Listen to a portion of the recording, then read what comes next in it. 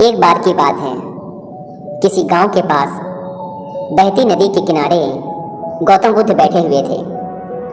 किनारे पर पत्थरों की भरमार थी, पर छोटी सी वह नदी अपनी तरल धारा के कारण आगे बढ़ती जा रही थी।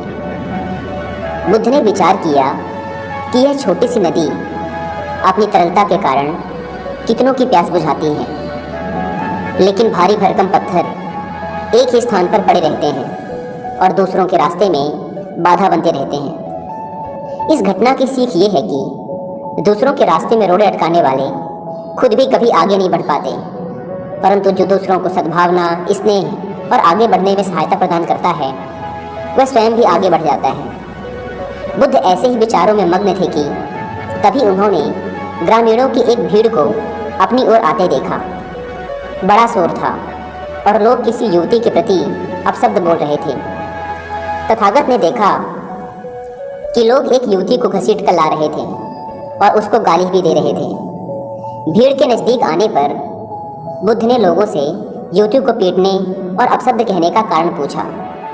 लोगों ने कहा कि यह स्त्री चरित्रहीन है, व्यभिचारी है, इसने अपने पति को धोखा दिया है और अपने पति के अलावा किसी दूसरे इंसान के साथ शारीरिक संबंध बनाए हैं। और हमारे समाज का नियम है कि यदि व्यभिचारी स्त्री पकड़ी जाए तो उसे पत्थरों से कुचलकर मार डालना चाहिए।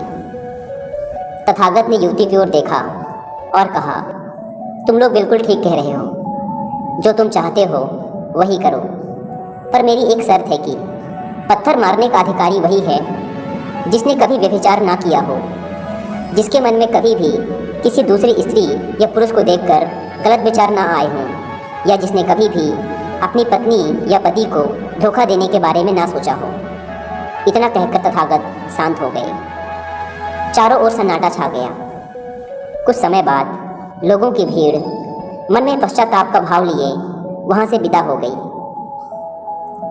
इस घटना से यही सत्य उभरता है कि हम खुद अपने प्रति न्याय कर सकते हैं, दूसरों के प्रति नहीं, क्योंकि हमारी जानकारी दूसरों के विषय में अधूरी होती है। यदि हम किसी के प्रति न्याय करना चाहते हैं तो उसे ऐसा प्यार और स्नेह मिलना चाहिए कि वह खुद ही अपने दोषों को स्वीकार कर ले और उन्हें पुनः ना दोहराने की कसम खाए। तथागत ये भी कहते थे कि सबसे पहले व्यक्ति को खुद की पहचान करनी चाहिए। दूसरों की बजाय व्यक्ति खुद के बारे में ज़्यादा जानता है। उनका मानना था कि बुराई से घृणा करो, बुरे व्यक्ति से नहीं।